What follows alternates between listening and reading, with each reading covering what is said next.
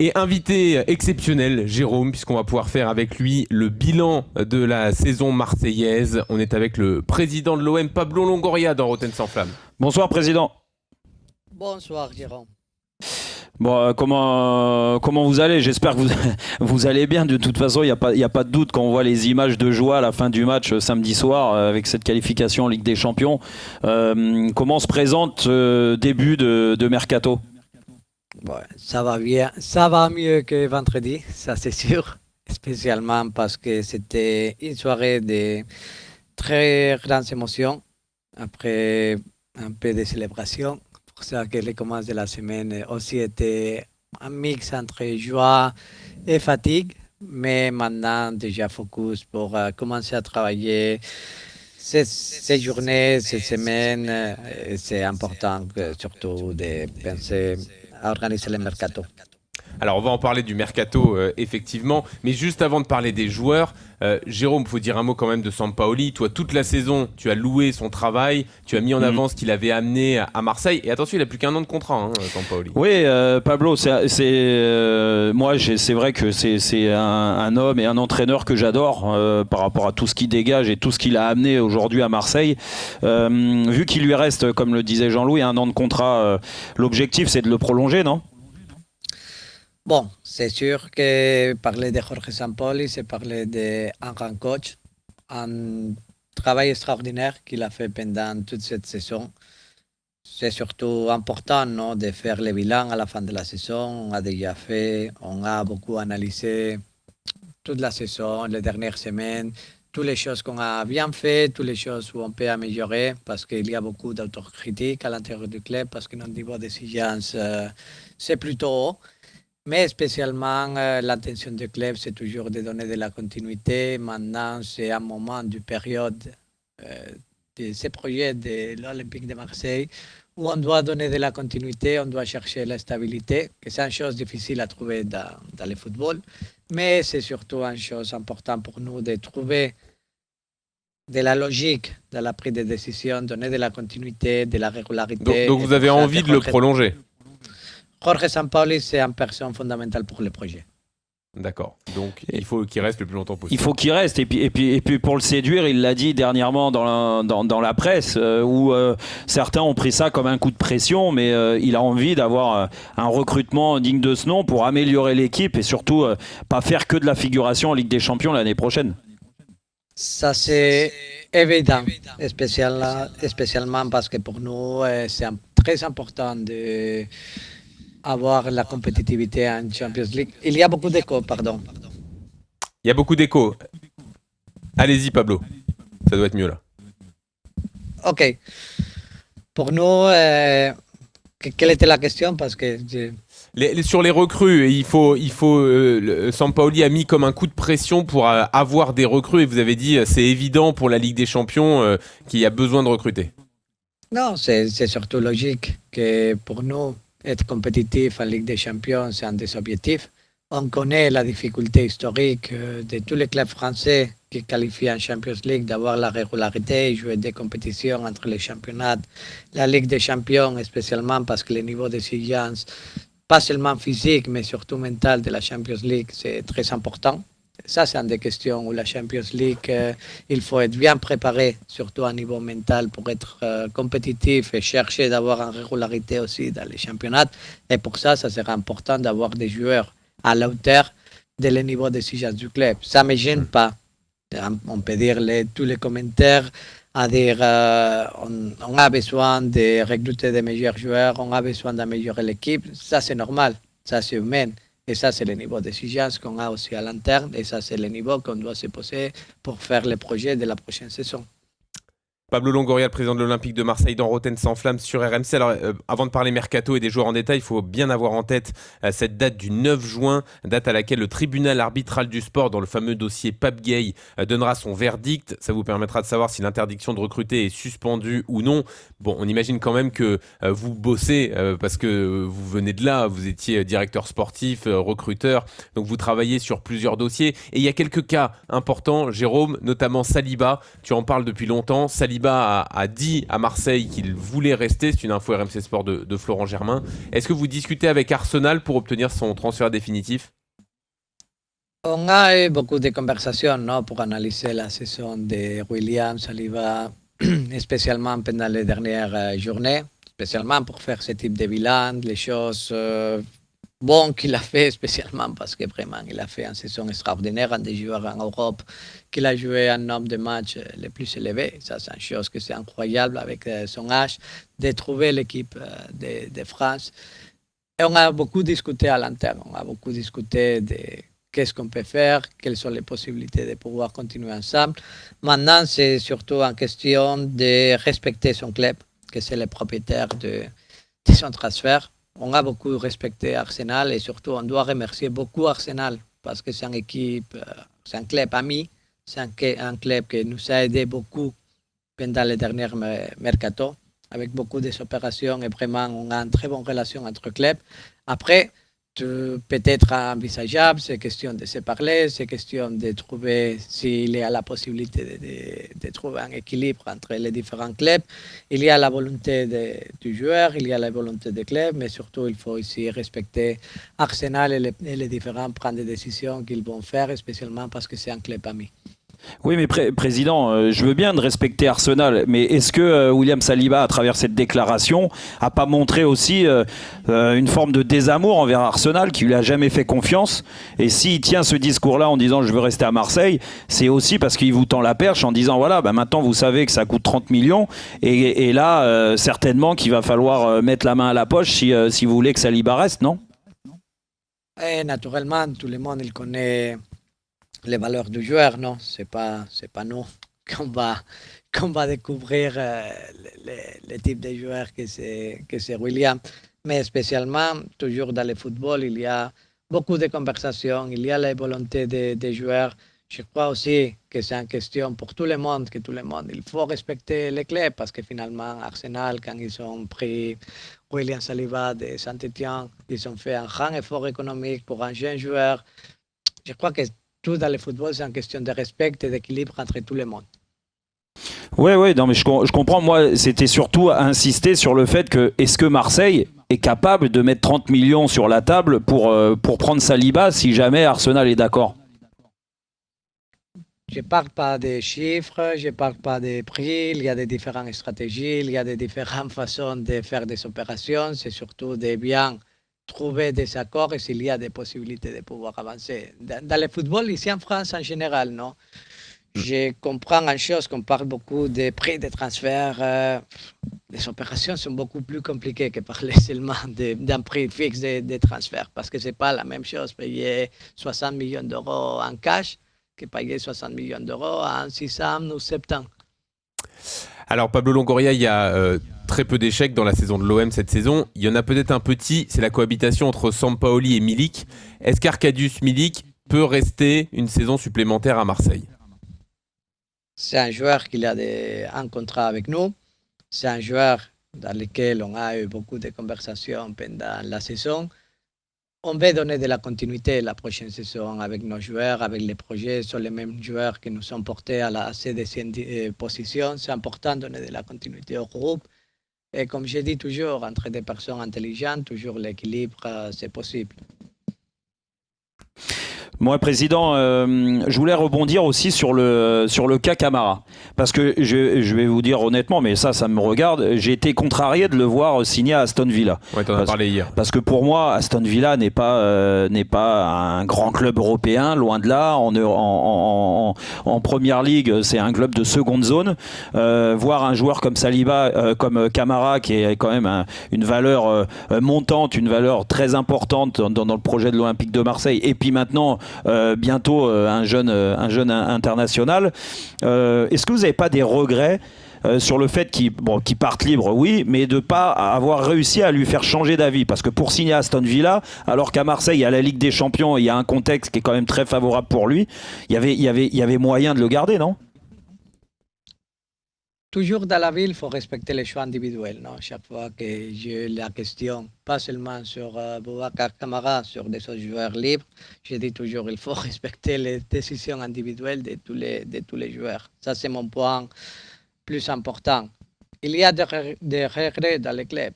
Pour moi, oui, personnellement, parce que j'ai dit toujours que jamais dans ma carrière j'ai perdu un joueur libre.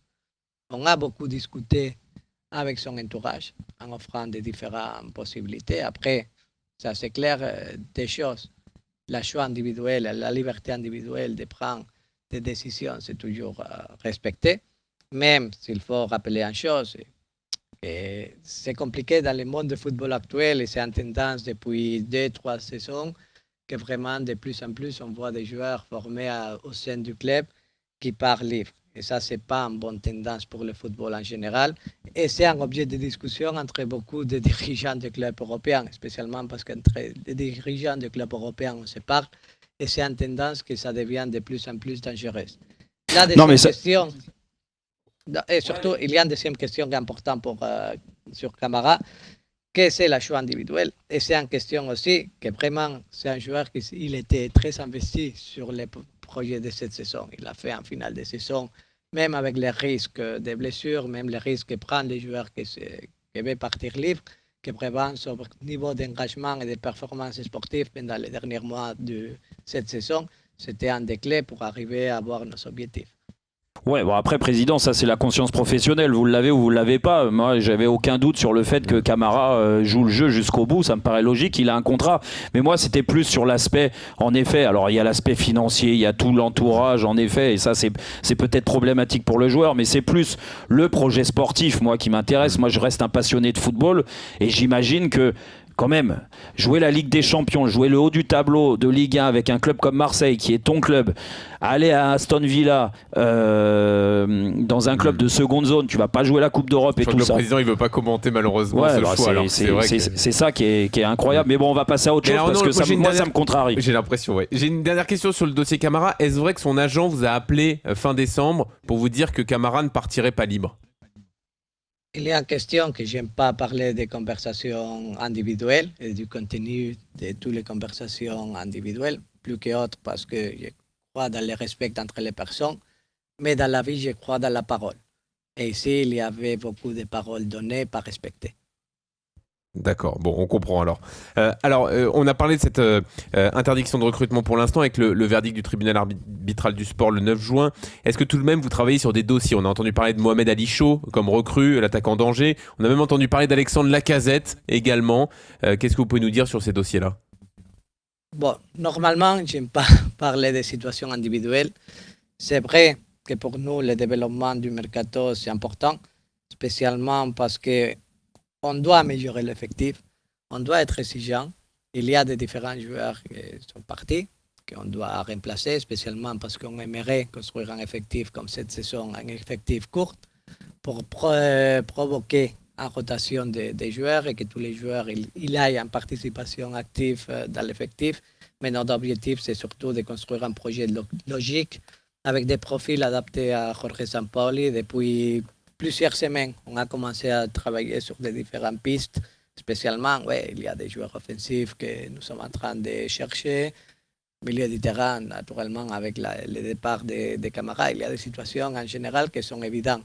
Mais on cherche toujours à réfléchir comment est-ce qu'on peut améliorer cet effectif. Président, il y a aussi le rôle des gardiens. On a vu que Paolo Lopez avait tenu la baraque et puis a fait des très bons matchs tout au long de la saison en championnat et que Steve Mandanda était le gardien de la Coupe d'Europe. Sur cette fin de saison, en effet, ça a alterné. Alors, il y a eu la blessure de Payet et c'est vrai que Sampaoli nous a parlé de joueurs cadres qui étaient importants sur le terrain et donc Mandanda en faisait partie. Est-ce que ça a redistribué les cartes? Le cas Mandanda, vous en êtes où? Est-ce qu'il va partir? Est-ce qu'il va rester? Est-ce qu'il va rester en tant que numéro 1? Il a du contrat avec les clubs, ça c'est évident. Pour nous, c'est un joueur très important. Le rôle que Steph il a joué pendant la fin de la saison, c'était un rôle très important pour l'union de groupe, pour la performance. La performance que Pau il a eu pendant toute la saison, c'est extraordinaire. Pendant un moment, il était le gardien en Europe avec plus de clean sheet.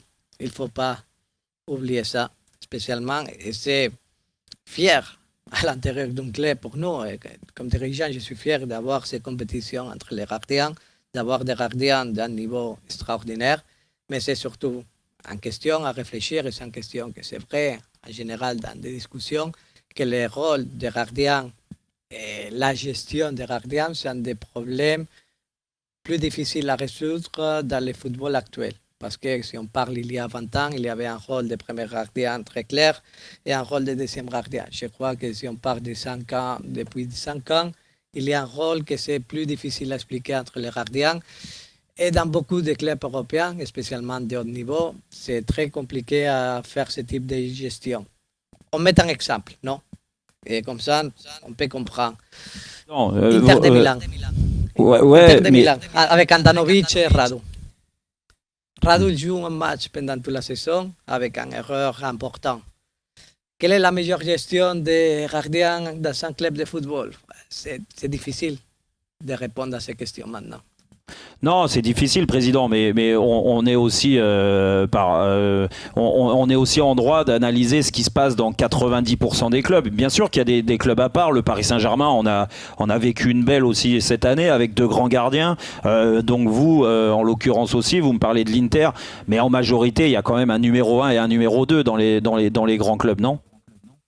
Mais moi, à la Juventus, j'ai joué avec Buffon pendant beaucoup de saisons. Buffon, il faisait 15 matchs ou 10 matchs. Chesney, il faisait son match. Neto, il faisait son match. Ça dépend spécialement du niveau de gardien que tu as et surtout du respect que tu as pour tes gardiens. Oui, ouais, non, mais on est d'accord de ce côté-là. Moi, j'ai une autre question. Je dis de vous, vous êtes le magicien et quand on s'est vu, je vous ai appelé El Mago parce que voilà, je parle pas espagnol, mais j'ai bien retenu. Donc, pour moi, vous êtes un magicien. Qui peut arriver? Quelle grosse surprise il peut y avoir à l'Olympique de Marseille sur ce mercato? On cherche de parler déjà de la chose qui intéresse à beaucoup de gens, non? Je crois que de plus en plus en France, on aime le mercato, non? Que ça c'est une chose très italienne. Je ne peux pas donner de noms, mais surtout c'est qu'on travaille tous les jours à l'intérieur du club avec les services de scouting, avec David Frio, avec déjà des conversations quotidiennes avec Jorge Sampaoli.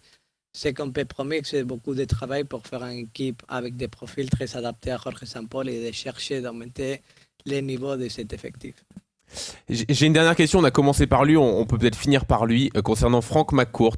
Est-ce que vous avez senti, depuis que vous le connaissez à Marseille, sa passion et son amour pour le club grandir? On l'a vu partager des moments avec les supporters, être présent lors de cette qualification et avec ce vélodrome en fusion.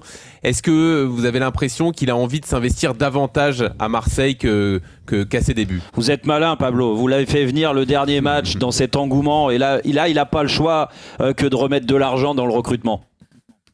Non, mais là, à dire la vérité, il y a une chose, que depuis les premiers jours que je suis arrivé à cette club, Franck McCourt, il est une personne très investie sur le projet. Il m'a donné personnellement beaucoup de confiance, beaucoup de courage à faire des choses.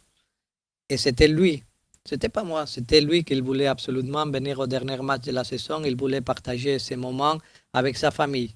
Et je considère que pour lui, vivre ce type de moments dans le monde du sport, dans le monde du football, à côté de sa famille, et pouvoir partager ce type de moments avec tous nous, c'est incroyable. Avant les matchs, il voulait absolument parler avec Jorge Sampaoli, lui donner de la confiance. Son moment, chaque fois qu'il vient à Marseille, c'était d'être au bord du terrain, à voir l'échauffement des joueurs.